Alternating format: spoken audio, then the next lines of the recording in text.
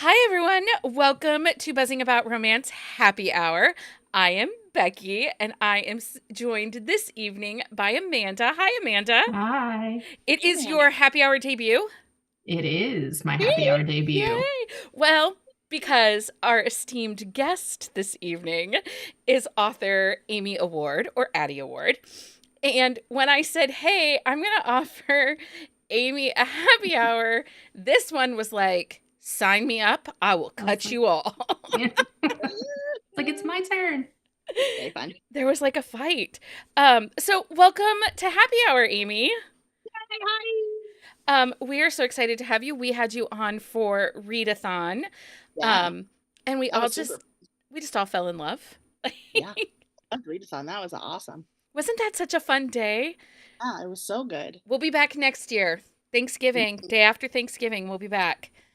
So for those that this is your first time attending Happy Hour, this is a celebration of Amy's latest release, Wiener Down the Way. I only have Cock down the block, but soon I'll have Wiener, and it'll be amazing. Which these covers, I know they're Lenny Kaufman covers. I know. They're just like, they're delicious. They're delicious. They are so delicious. And I actually joined in my email. I literally, not figuratively, literally gasped. Yeah. Both times for both of these covers. I like literal, like, oh my God. So they're beautiful. Gorgeous. Well, and I joined your Patreon and I got my Cock Down the Block box and I was like pulling stuff out and I'm obsessed with your stickers. My girl child stole one of your stickers. Oh no. And the cock socks. She's like, I need those. And I'm like, you're weird. But I mean, she was taunting me with it. I was taunting her with it. I'm such a good friend like that. So tonight we're celebrating the release of Wiener Down the Way. Rules of the night, you can ask all the questions in the chat and we'll do our best to answer them as we go. In the description of the video are the links to all the places to connect with Amy. I think, yes, all your links. They're right there in the description. Yeah. Make sure you hang out and also follow Amy throughout on all her socials. So we're going to kick this off in our traditional Bees way. Amy, what are you drinking this evening? I am drinking a chai tea latte in one of my all-time favorite mugs, which adorable. is my Robin Hood. This is my Disney movie. This is probably also why I write shifters. I love it. Lolly, Dollywood a day. Oodalolly, I know. Right. I believe. Like that song is in your head now, right? Right? Yes. But I believe that Robin Hood is the swooniest of all Disney princes and characters. The whole romance with Maid Marian in this, like, I know it just hit me at the right time. Like, it came out at the right age for me to be like a swoony 6-year-old or whatever over Robin Hood and Maid Marian. But their romance is just so delicious. It really is. It's a little forbidden, and kind of Cross the kidnaps track. her. Yes. And she's there for it. And he smolders before Flynn Rider even came along. Way before Flynn Rider. So, I mean, because that's my second. That's my second hero is Flynn Rider. So it's like Robin Hood and Flynn Rider. I do love a Flynn Rider. I love an anti-hero who's really a cinnamon roll at heart. He is. He is.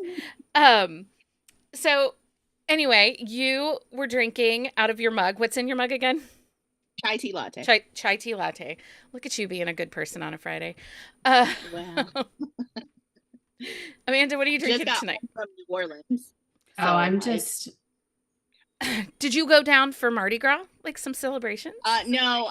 There's a fun writing conference that I go to every year in New Orleans, and a lot of fun to be had with some other writer folks. And we went extra early on a Thursday and did lots and lots of fun things. So chai tea latte it is for me tonight. That's fair. That is fair. Although I do love a good hurricane. Ooh, yes. I had for the first time, sorry, we're totally like sidelining it, but I had for the first time something called what's it called now? Shoot, a something 75. It's basically a French 75. French 75. Champagne and something. Gin lemon? And and gin. Soda and something lemony. Lemon and simple syrup, I think. Yes, that was it. It was delicious. Clearly, I don't remember what was in it. But it was delicious, and that's all that matters. I'd never heard of that one before.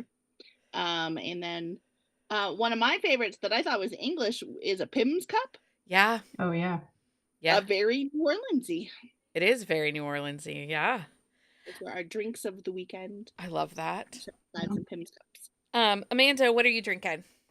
I'm boring. I've got water. Okay. I had wine earlier, so there you go. Water right now. I have grapefruit ginger beer and vodka because, January is over. I would like to celebrate the end of the 7,000 day month of January. Although today is Groundhog's Day, so let's let it not repeat. Let's not. Although the weather is delightful where I am finally. It is delightful here today too, which doesn't that mean we have 6 more weeks of winter? Yeah. Like if it's nice out, we're in for storms. I think so. Boo. But it's fine. It was 50 degrees today. I was like, yay. I was all in. Okay, so we are celebrating the release of Wiener Down the Way, but before we get to Wiener, and we will be completely spoiler-free for those who have not read this yet, and the first question Amanda would like to ask everybody is, why haven't you read it yet? Yes, get on that. She would like to read it. But let's talk about you as an author a little bit. Sure. So why romance? Why this genre? The why romance is a long roundabout. My mom read a lot of romance always. Her favorite was medieval historicals, knights and castles and things like that. And I read a few just here and there, for sure, growing up, that because we had so many in the house because it was her favorite genre. But when I went to college, I got an English degree. And so I didn't read anything that was written like after 1940 for like 6 years. And then I burn out on reading because I hadn't read anything that was published after 1940 in like 6 years. And so I really didn't read for a while after college, even though I had this English literature degree. But a long time ago in a galaxy far, far away, I moved abroad and I started teaching English as a second language. And I lived in Vietnam. Vietnam does not have the same sort of copyright laws that we do. And so there's no, at the time, there were no real bookstores. The only way to get books were either there was this one used bookstore that was in the backpacker area where whatever the backpackers just sort of like left at their hotels or whatever ended up at this used bookstore. Or you could get photocopies of books off of the back of motorcycles. Totally legit. Legit. They were like the 8x11, like they looked like school books, but they were photocopies of like The Life of Pi. Anyway, But a lot of the books that were available at the used bookstore were romance novels. And I was like, I like a good romance novel. Sure, I'll read that. And then that was about the first year of the first ebook reader. And I really started reading a lot more because I had so much time on my hands and I didn't have to read Herman Melville anymore. No more John Steinbeck. Herman Melville was my senior author class, like an entire semester of just Melville. I never want to read a Melville ever again. But with e-readers, I got the very first one. It was put out by Sony. Doesn't even exist anymore. The Libre. That's the one that I had too. The Libre. Right? That silver. Yeah. And you got your books on Calibre. And the books that were available were mostly romance books. And I was like, sure, I like an occasional romance. I'll try one. And I downloaded one called Prince Joe because I thought it would probably be like some sort of like maybe historical medieval time travel or something like that. Turned out it was about a Navy SEAL who was impersonating a prince. But I absolutely loved it. And I inhaled like I went through that author's, that was Suzanne Brockman. I went through her entire catalog. And then I discovered all these other authors and I just started inhaling romance. And about 2 years into my stint teaching in Vietnam, I had so much downtime. I was like, maybe I'll try to write a romance novel. And so I did. And it goes from there. Then I joined like the author community, and romance writers were so incredibly welcoming. They were like, you want to write romance? We want you to write romance. As long as you don't break the rules. Right. You have to be an HEA or an HFN. And I mean, at the time, RWA had all kinds of rules, but I learned the genre there. Yeah. And absolutely, like, I don't know how I even read other books that did not have HEAs before this, because I'm so invested in an HEA now. Like, what do you mean it's a tragedy? That's crap. I don't got time for that shit. Nobody got time for that, Shakespeare. Like, seriously. I think it's so funny, especially when someone is like, oh, Romeo and Juliet, it's one of the greatest romances. I'm like, I'm sorry. Yeah. Do you live on this planet? That is not. All the people die. Like, it's not. I mean, so that's how I ended up in romance, just from the get-go. And then I didn't know at the time. I just you write what you know, right? And so I didn't see any books with plus size women in them. An occasional one or two, but they still weren't very positive about her being plus size. It was like size 12 is not fat. Okay, that doesn't make me feel great. And the occasional one that I did, it was always a problem that she was big at all. If she wasn't, 5'4" and the weight of a feather. Right. That was not good until Penelope Featherington. Yeah. I loved that book. Then she had to lose her 3 stones. Weight. Yeah. Or 6 stones or something. And then they had to lose weight to get their happy ever after. Yeah. And so from the get-go, I've been trying to write positive representation for plus size characters who don't have to lose weight to get their happy ever afters. And that has very much become my life's mission, to show people that they don't have to lose weight to get a happy ever after. Yeah. Well, and I will say you do it so well, because one of the things that I loved when I read Cock Down the Block and Wiener Down the Way, like when you put your heroines into a physical position of the sexy times, you are realistic in what a body that size can do. Like, that's one of my big complaints. A lot of times someone will say, oh, this is a plus size heroine, and then it has to be changed to she's curvy. Yeah. Because they're putting them into positions that, I'm sorry, if you have a big butt and chunky thighs, you are not reverse cowgirling anybody. You aren't. Your butt doesn't work like that, people. Yeah. Yep. Those chunky thighs have to go somewhere. They don't automatically disappear. My knees just don't do some of those things. Right. I mean, seriously though, like there was one book a while ago that came out that was a plus size heroine, and I read it and I like Kindle throwing, and I've never had that experience in years. And I've started to kind of dabble in a little bit of your, because you write like aliens and dragons. Yeah, dragons and wolves and vampires. Oh my. Yeah, so I've been dabbling in those. And again, you don't ever get us to a point where I'm like, come on. Come Nobody's on. doing that. Nobody that size is doing that. And I do think that comes from essentially writing own voices. I know what it's like to be a fat person who has sex. Yeah. And so I use that informed information. Yep. To write my everything. To write your everything. I always think, sometimes when we read a romance and someone has like big boobs and they'll say, oh, they were just like there bouncing. I'm like, mine are in my armpit. What? I mean, and yes, I am in my 40s and I do have had 2 babies and. For sure, but also, even at 24, I'm not sure there was anything perky. No. So I still have beef with my sister who's been perky our entire life. Oh, well, we don't have to like her.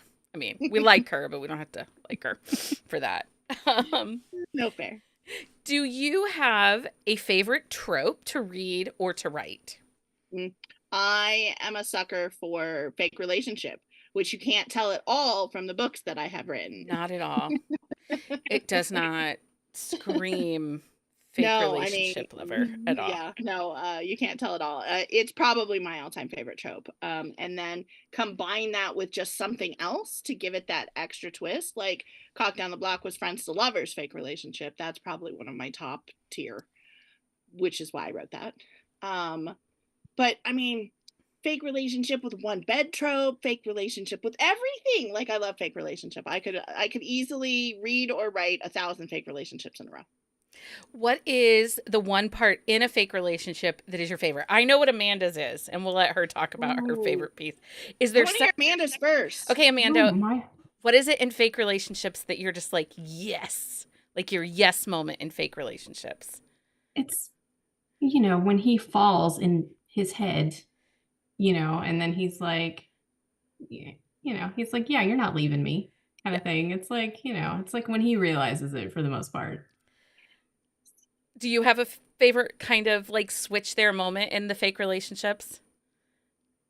Amy? I think it's almost always the first kiss where they're like, oh, that was more than I thought it was going to be.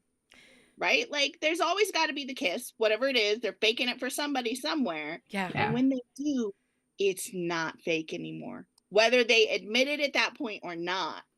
That first kiss is for almost always for me like, oh, there it is. I always think it's funny when the mom or grandma or somebody in the room is like, we all see it. What don't you see?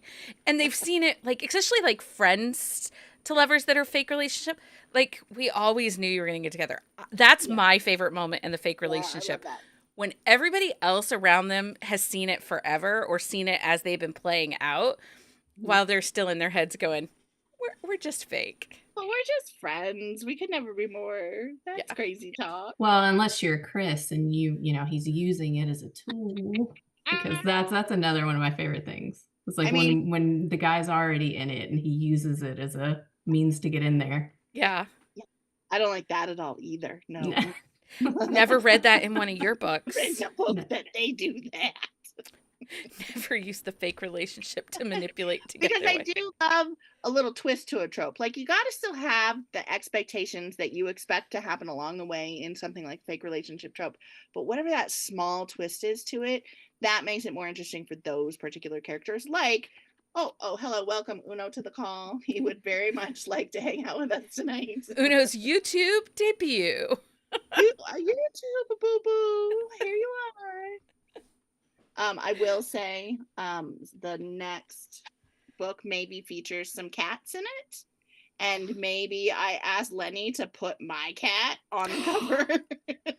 famous kitty. Boo boo. So the little twist to the trope. I love however authors do that with each individual book. That just makes it not the same book as every other book. Yeah. Yeah. Excuse me. Well, it's what it makes it uniquely yours, because there's lots of fake relationship tropes, but when you get to apply your twist to it. So for like Cock Down the Block, it's because he had already been pining for her and didn't know how to make it. You know, so in this one it's a little bit of a rescue. He kind of, you know, I mean, it's a similar trope because Declan still uses that fake relationship to get close to her. Yeah. Just in a different way.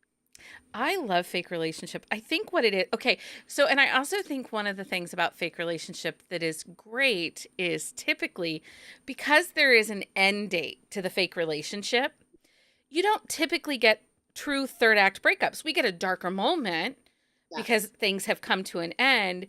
So you don't often get, you do get miscommunication, especially if dude never or she never says, I'm in this, I want it to be real. Yeah. But you do, it's done in a way that makes it a little bit more believable. Yeah. I sort of think miscommunication trope gets a bad rap because 100%. Like in any romance, there's some sort of miscommunication, and that's half the fun. It's just when it's not done well. Yes. Snack to the call. It's fine. I love miscommunication. I think that you have to have some level of miscommunication in a romance. I'm not saying it's like an HEA that it has to be there, but there has to be some degree to it because I honestly believe that's what gives a little bit of humanity to these fictionally perfect characters. I mean, what relationship doesn't have some miscommunication in it? Yes. I mean, I'm going on I've been with my husband 25 years. We'll be married 25 years later this year. We still have miscommunication. Like, you know, on the daily sometimes. Like, I understand. I don't want a whole book that if they just had a couple of adult conversations, we don't actually have a story. Right. But I think it's inherent in most romances. And I think the ones that everybody has a problem with are the ones where it was that. Like, maybe they should just say one thing out loud. It would be okay. But is someone who's married to not a great communicator? Yeah. You know, they don't always. Although we're to the point now where we say the quiet parts out loud. You're not supposed to say. That's good. And I kind of do like those. Is there a trope that you're like, I will probably never write that trope? It's not that I don't like it because I enjoy reading it. I just can't write it because I don't like when my characters are mean to each other.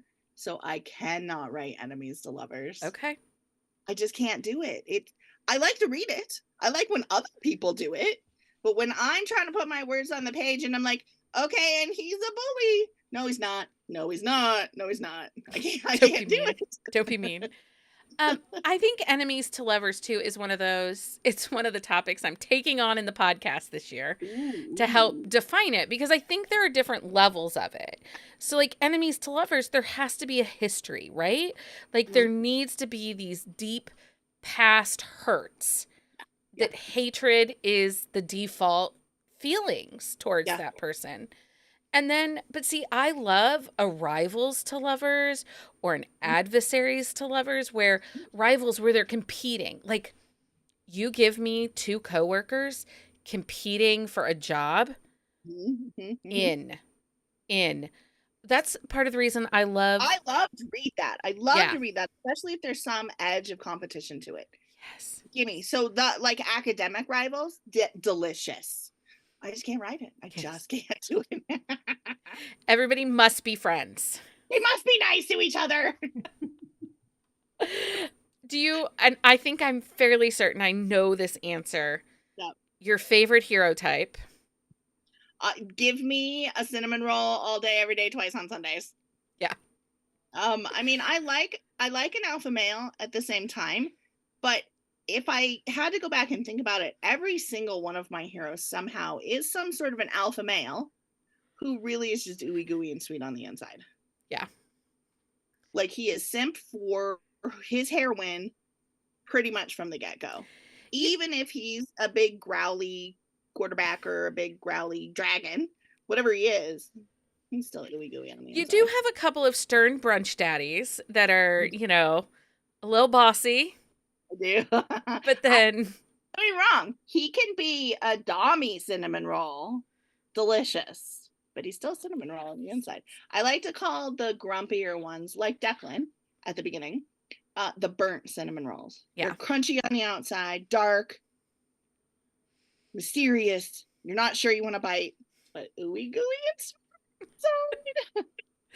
I think it's the cinnamon rolls that Amanda loves with these guys. Oh yeah, that's definitely the kind of cinnamon roll I love is the burnt ones. Declan is delicious.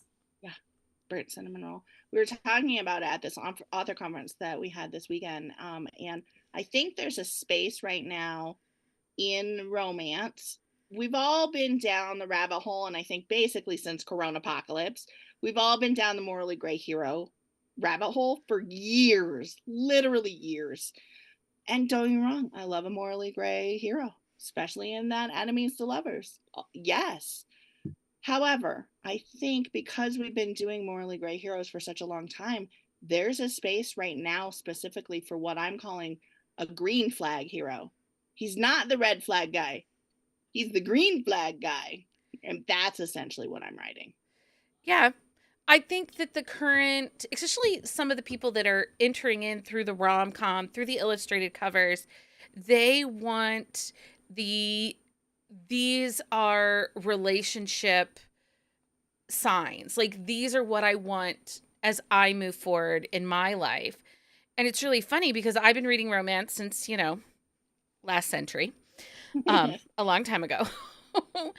And I've done the gamut, right? Like, I've read all of the crunchy Highlanders, the Pirates, and contemporary. I've survived the Billionaire, and I don't think we'll see many billionaires. I think that explains the rise of the sports hero in romance. I honestly believe they're the acceptable, wealthy hero. Yeah. But I do think that, people, I think that's the attraction to small town, is that, these are good guys living in these smaller communities. I live in a smaller community. I want to make sure I have a good guy. And I was just talking with somebody today, and they're like, well, what do you think the next trend in romance is going to be?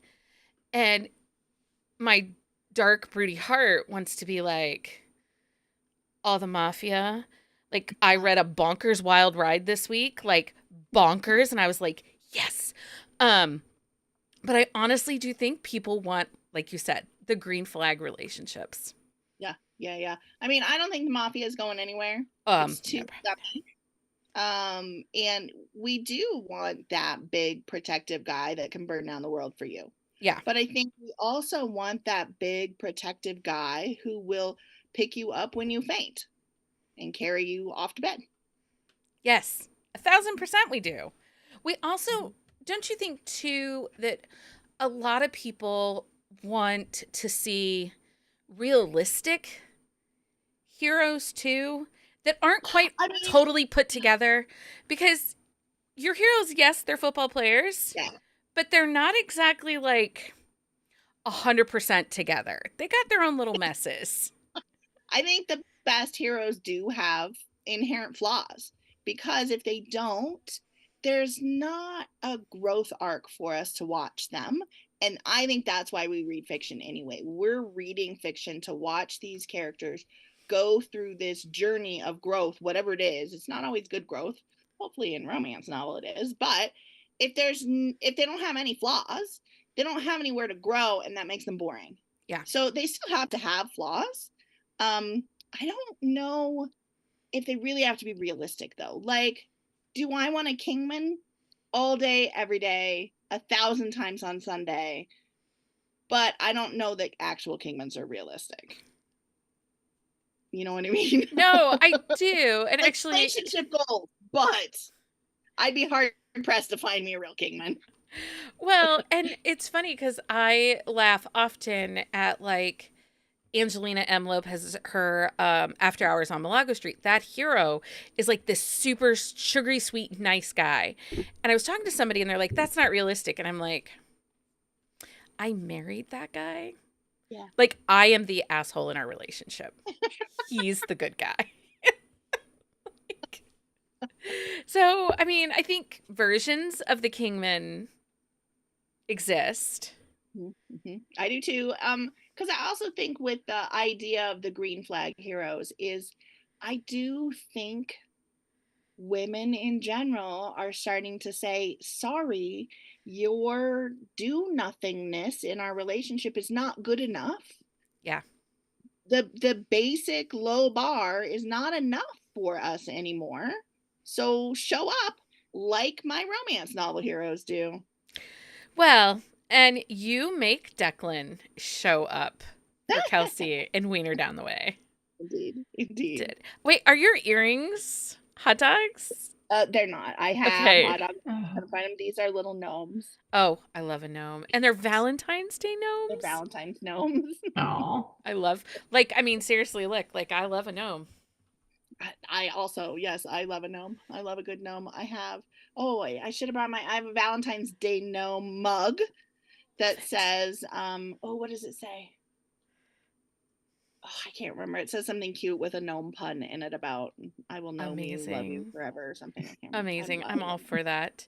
I do love fun earrings. I just couldn't find my wiener dog ones. So let's talk about Wiener Down the Way, which is what we're here for, because congratulations, it has been out for 10 days now. Sounds right. Yes, the 22nd, right? 24th. It's been out a week. A week and 2 days. There we go. So 10 days. No, 9 days. Whatever. It's been out a minute. What is time? It just came out. But it's been doing really well. And the reviews, I see it on TikTok. I see people reviewing it and talking about it. You have to be so excited. I'm pee my pants excited. Like, it surprised me with Cock Down the Block because it was a debut for a brand new, people didn't know I was not a brand new author, but it was a brand new pen name. So people didn't know who I was. And the success of Cock Down the Block was totally unexpected. Like, I tried real hard to put out the best absolute book that I could with a great cover and a super fun story that a lot of people would want to read, but it went bananas. But I really didn't know what to expect with the Wiener Across the Way because it's the second book. Right. And by now, book twos don't always do great. First book, you either love my stories or you hate my stories. So I didn't know if people were gonna continue to go for it, but they sure as heck did. They've gone nuts for it. And a little bit, thank you, Taylor and Travis, for being a little bit inspirational. Well, we were talking about that. I've been on a kick recently where pop culture references in general in romance, as somebody that works on the back matter side of books, so editing and stuff like that I do, I always caution authors, don't overly pop culture your book. It can age it, or you could piss someone off who is like, I don't like that fandom. I want nothing to do with it. They're not going to pick your book up. And even though it's only in that one book, they might not pick it up for the next book or whatever. Yep. But Declan, so I don't hate Taylor Swift. I'm just not I'm not a Swiftie. Sure. I'm a musical person, but not a music person, if that makes sense. Mm-hmm. But in the confines of Kelsey and Declan, I didn't mind it. Like, because she's a pop star. She's a pop star. And it works. Like, that it helps, set the mood and figure out how things work for her and what her life is like. And it gives point of reference. And it didn't bother me. And I actually really did. Kelsey she's kind of a badass in her own right. And I thought Declan was a great hero. But I think she steals this whole book. I would say while I'm always conceiving of the stories for the heroes because I already know it's the Kingmans. I'm conceiving the stories for them. It really, so much of it ends up being the heroine's story. Yeah. And the Kingmans are there to lift them up. So a lot of it was Kelsey's story. And I do have a note at the end of the book where I talk about how I wish that there had been a musical plus size role model. And they're been close, but nobody fulfills what I wanted in a musical role model. No. And so that's a lot of where, so there, while there is this flavor of Taylor to Kelsey, there's also Adele and Lizzo and Kelly Clarkson and Jennifer Hudson and all the other plus size women who have tried to make a mark in the musical world. They're all in Kelsey as well. Yeah. So yes, there's a little bit of Tavis in this storyline, because who doesn't want a pop star and a football player? But also there's a lot of who I wish was in the world for us. Well, and it's nice. So one of the things that I think that I love about the stories you write is that these women are cared and almost worshipped by their heroes. Like, she is the sun and they live in her world.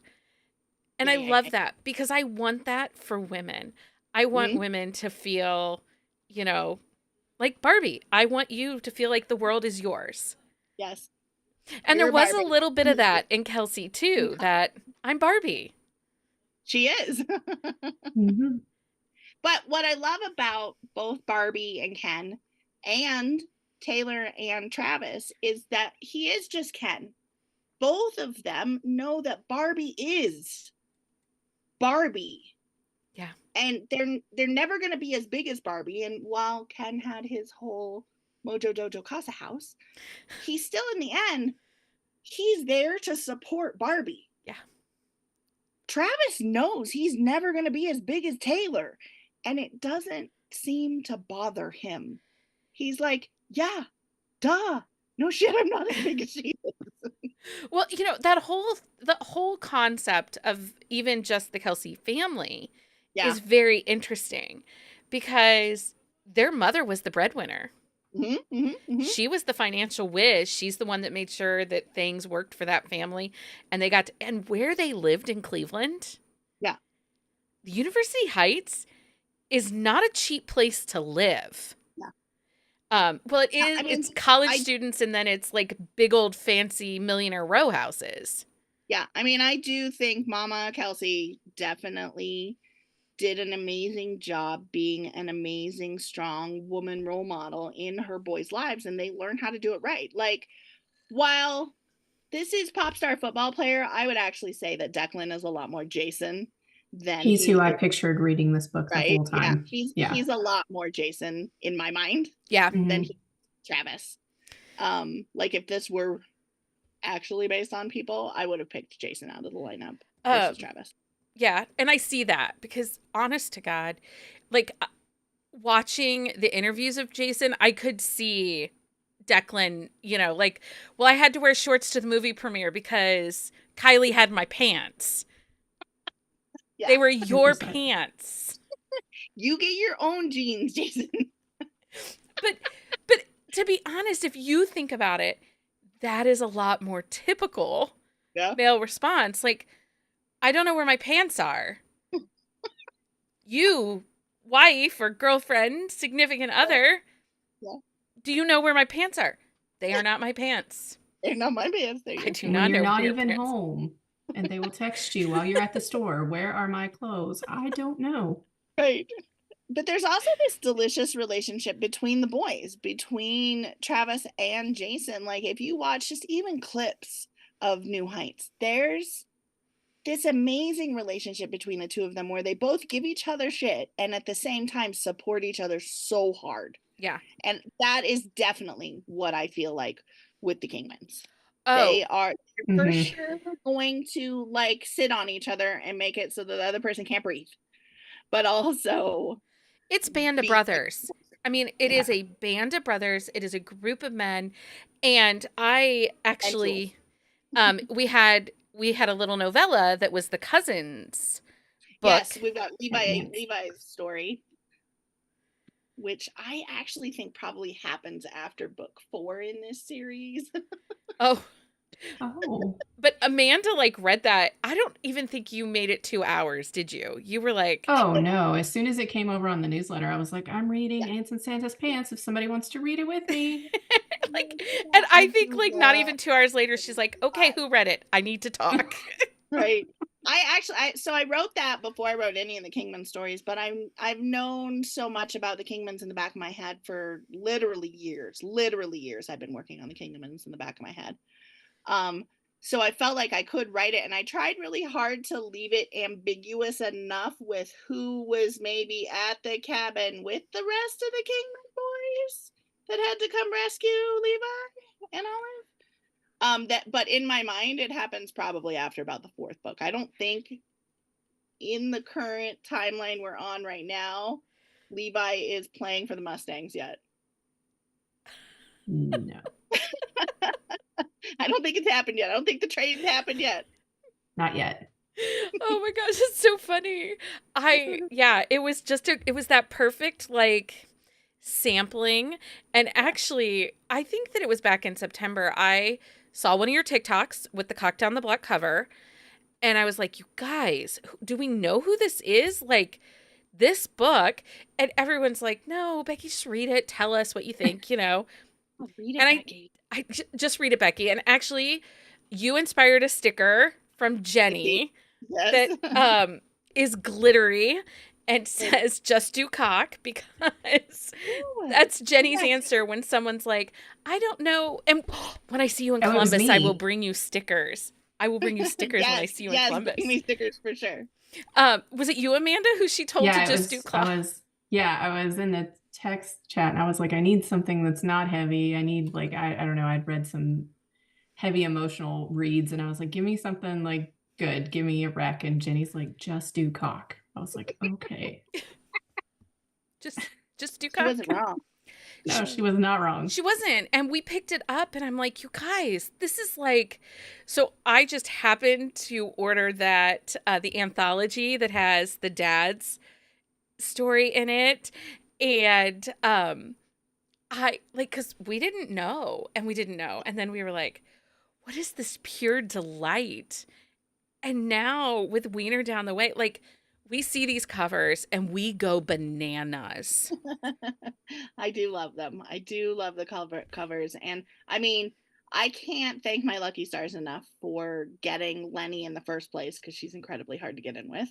But also for her to be able to understand when I say, well, I really want it to be, and she just makes it be that. I love it. And still such gorgeous plus size women. Like, to be fair, I was not 100% sure before I launched the series if readers were ready for plus size women on the cover like I wanted to do. Because while there are other ones, like I love Olivia Dade's covers, those are really some of the first ones that really broke out, where everybody was like, she actually has like an actual belly. Yeah. You know? But it's still, I don't have Big Five Publishing behind me to push that out there. And I have, as 80 Award, I have put a plus size woman on my cover before, and my sales on that series tanked. They didn't do well, and I ended up having to change the covers. So I was worried before I did this, but there's no way you can't love that cover. No, I mean, not at all. All of them, they're beautiful. And you give first of all, Lenny Kaufman wins every illustrated award from us because her illustrated covers get faces. Yes. I hate it when there's no faces. It's so weird. Well, or just the eyebrows. We sit here and we're like, okay. So in my house, this is really stupid. In my house, buying like Ritz crackers is what we call California money. Because for a while, my husband was looking at jobs out in California that were tech. And our daughter was like, well, I want this. And she wanted name brand Ritz crackers. And we're like, that's California money, because she didn't want to move to California. And we're like, we can't get that. We don't make California money. Okay. So now when we see a cover without eyeballs, we're like, they just don't have eyeball money. They just don't have eyeball money. It's like, it's like California money. They're just not there yet in their career where they can have eyeball money. Or lips. Not everybody can have eyeballs. Or lips. Eyebrows, though. Eyebrows are apparently cheaper. But you can get a beard and wear glasses, but there's no with nose. no nose. No nose, no eyeballs. That's the big bucks.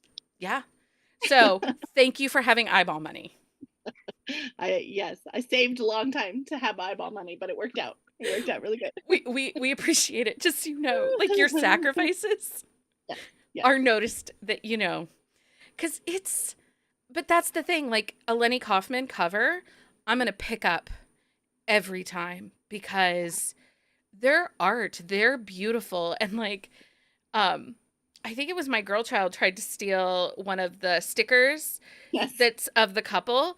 And I was like, oh, no. That's going in a frame with fan art because no, you can't touch bring that. Some extras to Ohio.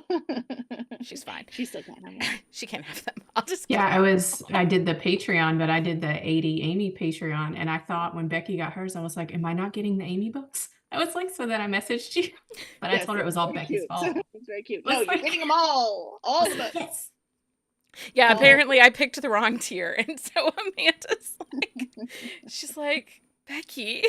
I'm like, I don't know. I'm sorry. No, I also understand that not everybody crosses genres when they read. A lot of contemporary readers just don't read paranormal, and that's okay. Yeah. I mean, dragons are awesome, but that's okay.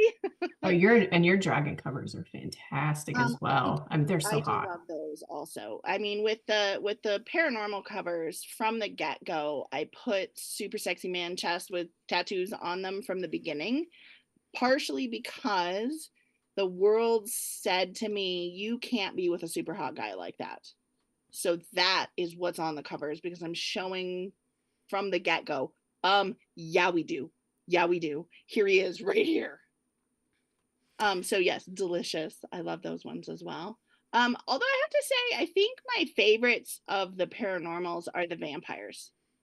My artist did a really good job on the vampire series. I think that was my first one. I think I got the vampire that has the glasses. Oh, yes. You got Her Majesty's Secret Vampire. Yes. That one is very, very nice. In that. Yeah. I mean, a man in glasses, that's something. I love that. I love a nerdy hero. I love an awkward hero where he doesn't have the right words. And actually, I would say that's Cock Down the Block.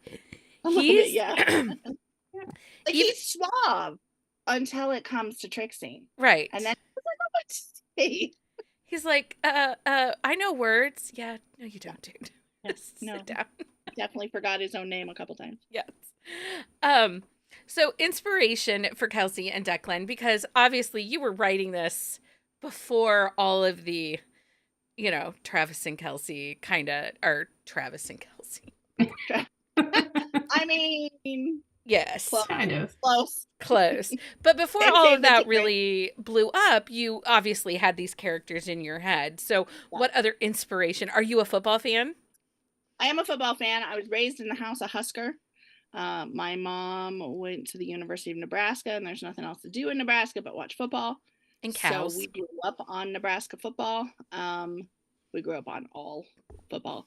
My mom loved all sports, but especially Nebraska football. Like, we literally had a Christmas ornament on our tree that was the Nebraska quarterback from the 80s was on it. So I grew up with football. And I, like in college, I love to go to a football game. I don't watch a ton of pro football, although maybe I watch a little more Chiefs than I ever used to before. I love college football. And so eventually I'll get around to telling the boys who are in college their stories in college football as well. I'm excited for those.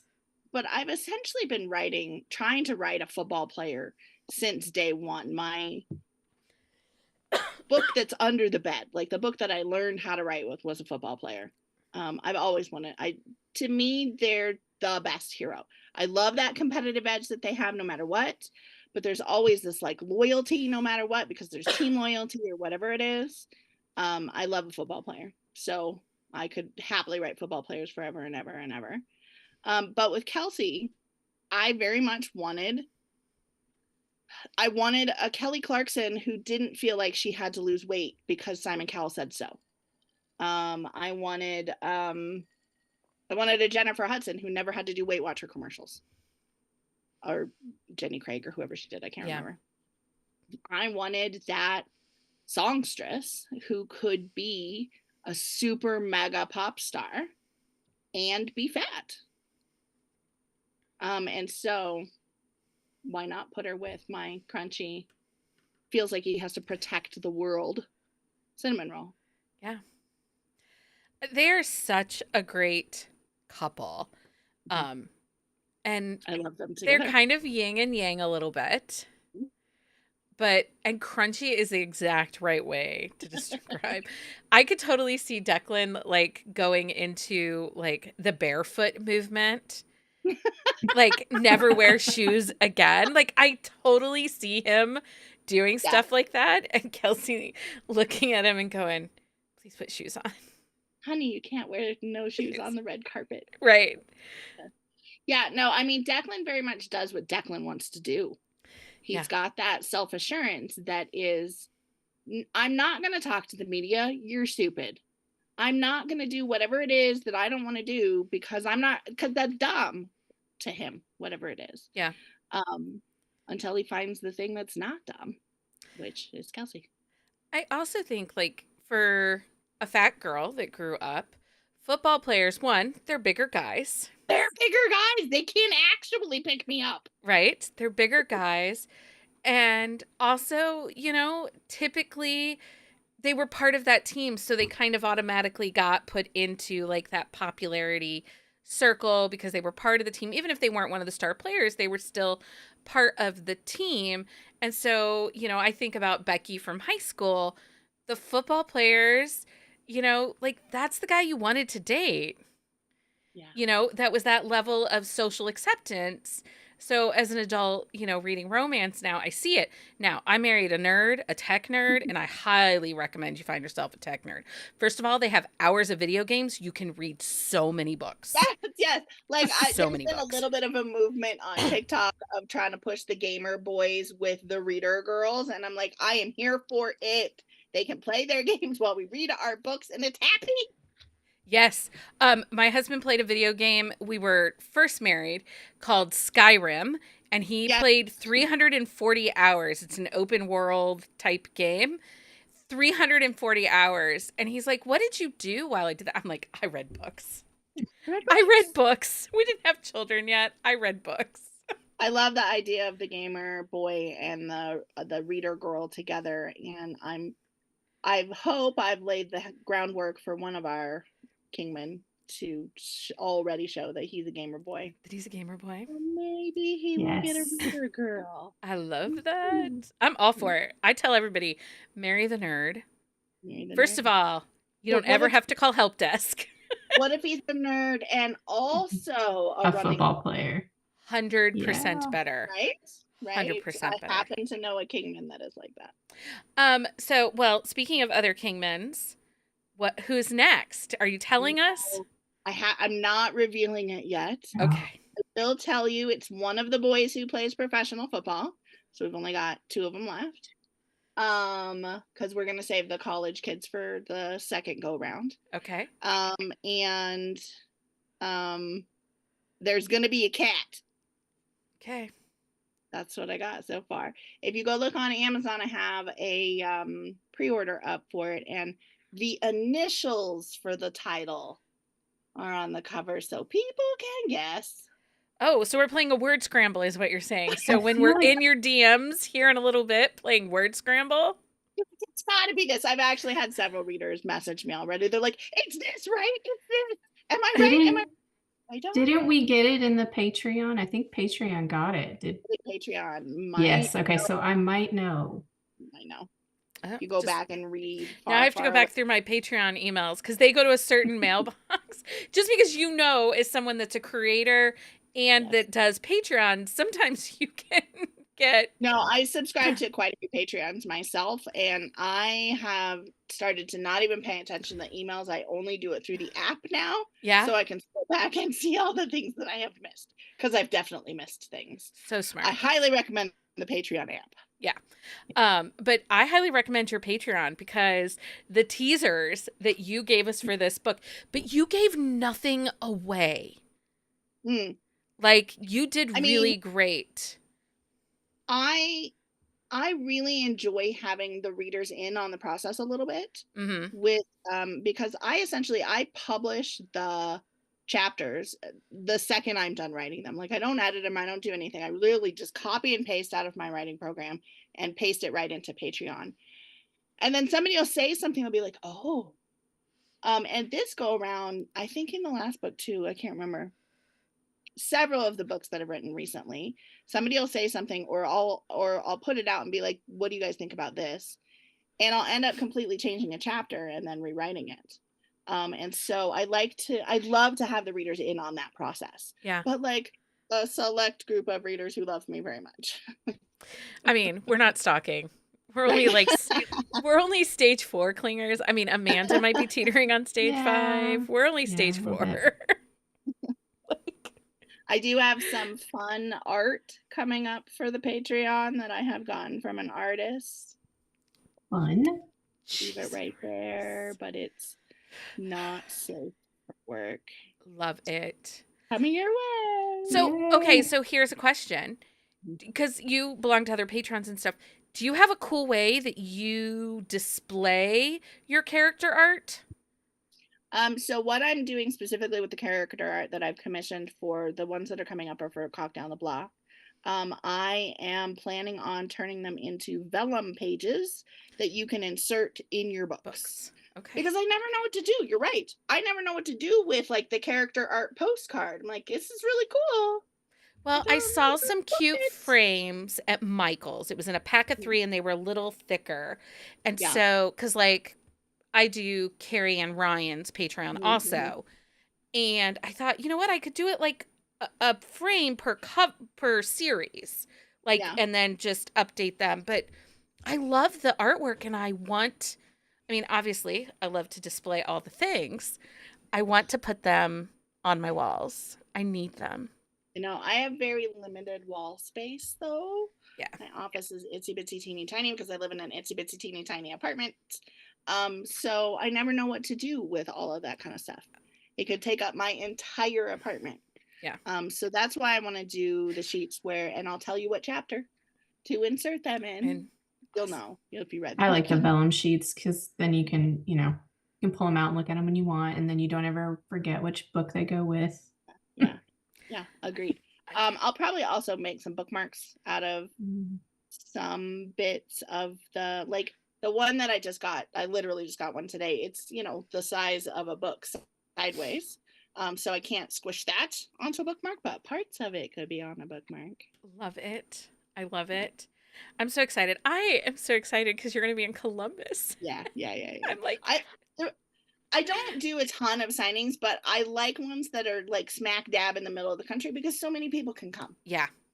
So Ohio it is. Also, I'm doing Denver this year as well. Well, and that's what I was going to ask. Denver metro area, so that works out really good. Isn't that just like down the road a little bit for you? It's like a half an hour from my house. Yeah, that's nice. Well, and Denver is nice. I mean, that's a nice signing. There's a lot of variety coming in. I'm not headed to Denver this year, but really, really big this year. So we'll see how it goes. It's huge. Well, it's twice the size it was last year. But it's in probably the biggest hotel in the Denver metro area. What's it called? The Gaylord. Yeah. Yes, the Gaylord. It's at the Gaylord Resort. And this particular Gaylord Resort is near the airport. And our airport is in the middle of nowhere. And so there's tons of giant fields of nothing out there. Yeah. So the Gaylord spread out. So it's an enormous property. So it should be fine with having 3,000 readers. Yeah. Should be fine. It'll be fine. It'll be fine. It's going to be so fun, though. There's so many cool people, and I just couldn't manage it this year, but there's so many authors. There's tons of authors. FYI, Another one of my favorite friend authors, Krista Sandor, is in the Denver area. She is, yeah. And Mariah Inkeman, like those are some of the like. There's weirdly so many authors in Colorado, and rarely do we all realize we're each in. I only learned Megan Quinn is in Colorado Springs like last year. Yeah, but seriously, like I need you all to have like a little gathering and then tell me, because I would like show up. Seriously, Amanda, could you imagine Krista Sandor, Amy? No. Like Oh, it my would be goodness. a hoot. A hoot and a half. And I think the closest you're gonna get is Readers Take Denver. I know. I have to. I'm already signed up for 2025. I'm about to put my big girl pants on and come to Denver. I'm not a flyer. I understand. So, but that's okay. I don't mind a drive. I love a road trip. I mean, Give me a road trip. It's a road trip. You can do it in 2 days. You can. You have to stop in Iowa. So many books. Right? Because then I'll have a car and I won't have to worry about flying back. I mean, that's the thing. Like all of the signings that I've been to have been within driving distance. And I'm lucky where I live in Ohio. There's lots of signings within driving distance. And I think that it was when we were headed to Readers on the River. Jenny's like, well, how many books can I pre-order? I'm like, I think you're fine. Because if worst comes to worst, they'll have to sit in the back seat with you. Like, I don't think it's a problem. But, you know. So you're at Readers Take Denver, and then you're in Columbus. Are you anywhere else this year?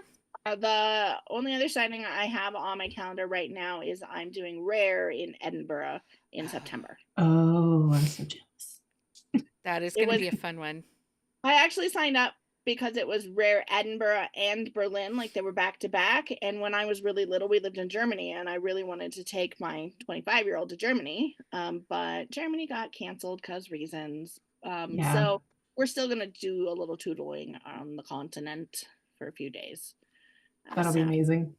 It'll be super fun. There's some really great authors traveling over to Edinburgh too, though. Yeah, it's a really cool list of authors for Edinburgh. I'm very excited. Yeah, I just talked to Gina Azee last night, and she's going to be in Denver and she's going to be in Edinburgh. Look at that. It's funny. There's like a interesting core group of us that are at RTD and then in Edinburgh. We should just all be like friends. You should be. Well, and they're super nice people, because I think Kelly Jamieson is on that list too. And if you haven't met Kelly Jamieson yet, she is like the sweetest. Like, very fun. Okay, so Wiener Down the Way is across the way. Across the way. I wrote down the way because, it's Cock Down the Block. Cock Down the Block, yeah. Here is how I remember, because I started doing that at the beginning when I was first coming up with all my titles. I didn't notice this until I had to message something to my PR and I was in a hurry, so I just used the initials for the book.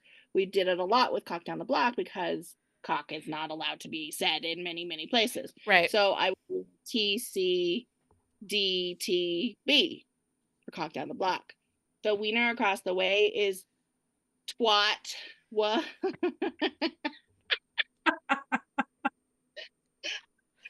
Twatwa. I'm TWAT. I love W. That. That's how it. That's perfect. Okay, so Wiener Across the Way is available right now in Kindle Unlimited, and it is also up. The paperback is up for sale. But you shared today that pre-orders are live for Cock Down the Block audiobook. The pre-orders for Wiener Across the Way audiobook are also live too. We just haven't announced it yet. Okay. Both of them are coming soon. So Cock Down the Block comes out next week on the 7th. Okay. Don't hold me today, but it sounds right. And that Wednesday. was Stella. Stella Hunter and Christian Fox. Christian Fox. Okay. If you maybe have heard Christian Fox. He took a little break, so he hasn't been that big, but he's coming back with a vengeance right now. He did Al Kennedy's The Deal. Okay. And that's when I fell in love with him. I was like, oh, yes, I will lick your voice and please read my book for me. It's delicious. Have we announced casting for Wiener? Wiener Across the Way is also Stella and Christian. Okay. Are they going to do the whole series? I am hoping I can get them for the whole series. It just sort of depends. I really would like them to do the whole series because I think they suit it really, really well. So we'll see. But Wiener Across the Way, I think, is already in recording. Awesome. And I think it's supposed to come out in March, but I think it also depends on how fast Stella and Christian record. Yeah. But yeah, I'm very excited about the audiobook. I do almost all of my own reading via audio, almost all of it. Like, it is rare that I actually open my Kindle. I have Kindle Unlimited and a Kindle and another Kindle and another Kindle and a Kindle on my phone. And occasionally a paperback. I do almost all audio. So when I went back into contemporary from paranormal, I said from the get-go, I want big names or I don't want anybody. So hit me with the delicious big boys to read my book. Yeah. And Christian did such a delicious job. And Stella is just, she does Trixie so well that I'm like, oh my God, that's Trixie. She's a phenomenal voice actor. So I cannot wait for people to get their fingers on So exciting. audiobooks. It's so exciting. I find since I read all day for work, Yeah. I can't sit sometimes and read at night. So audiobooks are becoming more prominent. Yeah. I really struggle to just sit and read, but I can do 1,000,000 trillion things while I'm audiobooking. Yes. Yes. I agree 100%.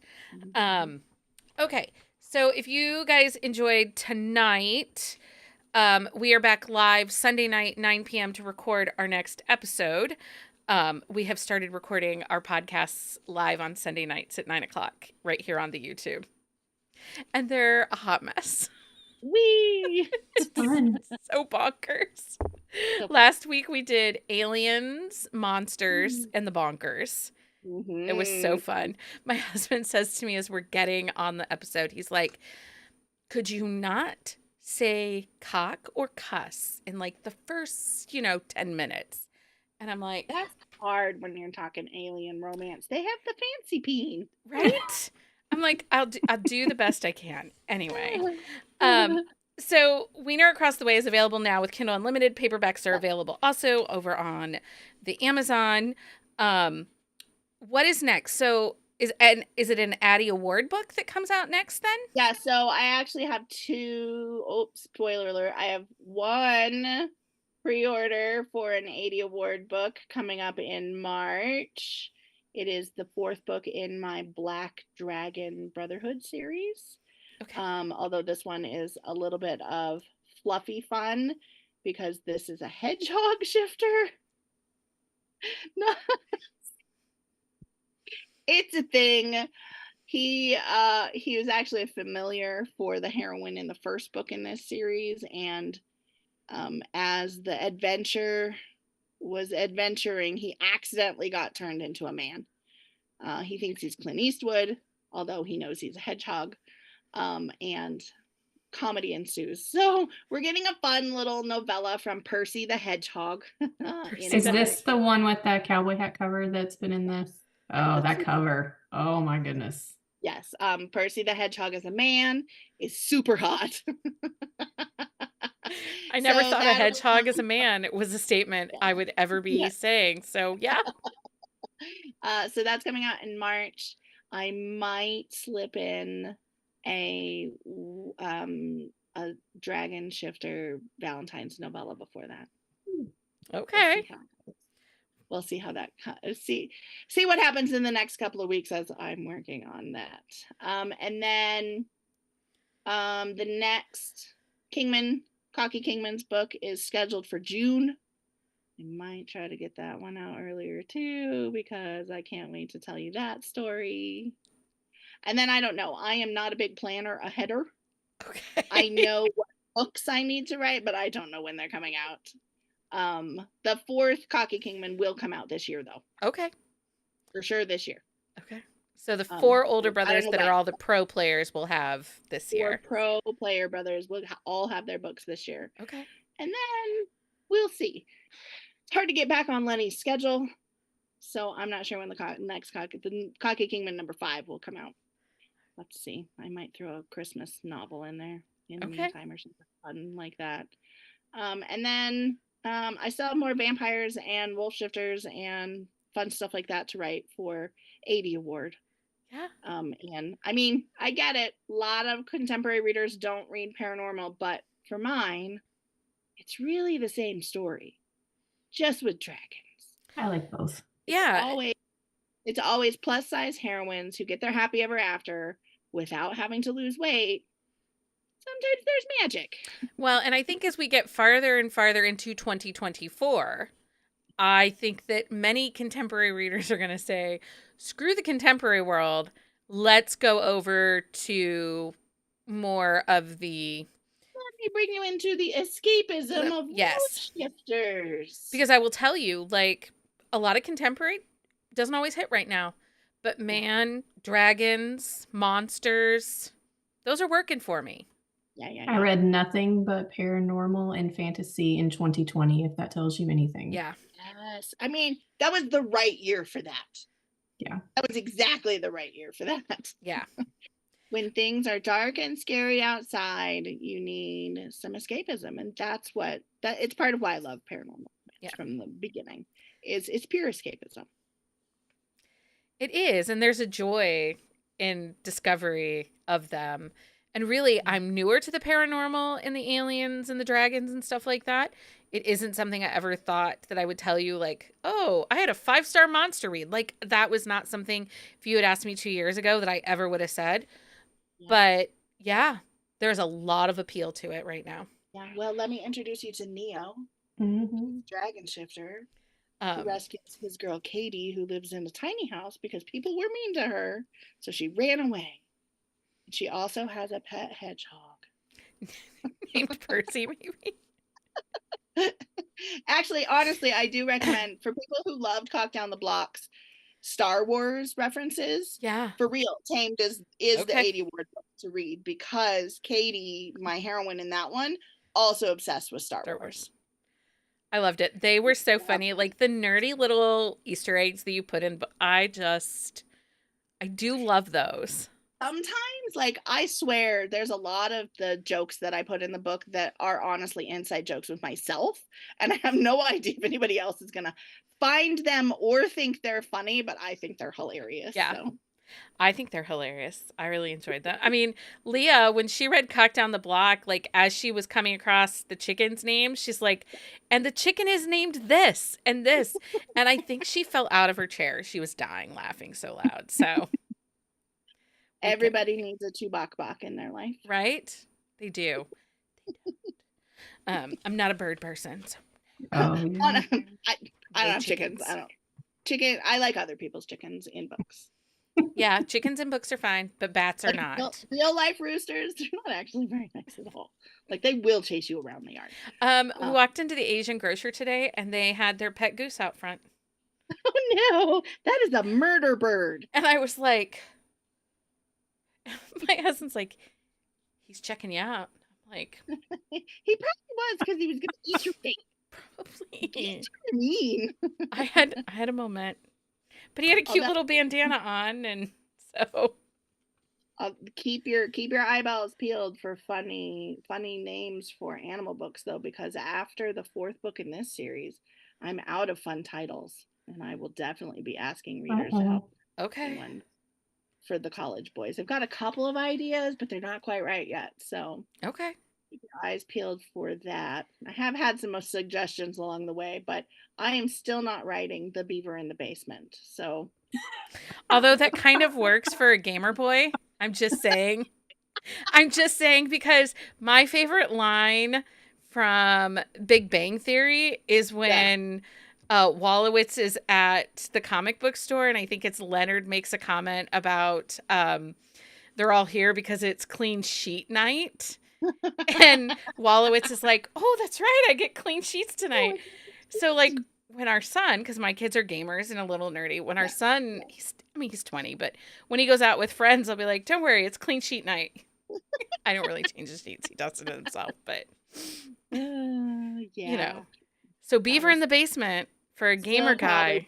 Beaver in the Basement probably still is not happening. Maybe if I do a charity Christmas novella again. Maybe. But I'm just saying, like, a nerdy gamer guy with Beaver in the Basement, it has potential. It does. Okay, everybody, you can check out Amy's books over on Kindle with your Kindle Unlimited subscription over on the Amazon. Amy, thank you so much for hanging out with us tonight. Fun. Yeah. And congratulations on an amazing release. Thank you. It was super fun. Bananas. I'm super grateful for everybody who took a chance on the first book and then also took another chance on the second book. They're so good. They're so good, and everybody should check them out. I'll be back Sunday night, and then we're back next Thursday with author Hannah Bonham Young. So make sure you like and subscribe and check us out wherever you get podcasts. Thank you for joining us, everyone. Until next time, happy reading, everybody. Bye. Bye.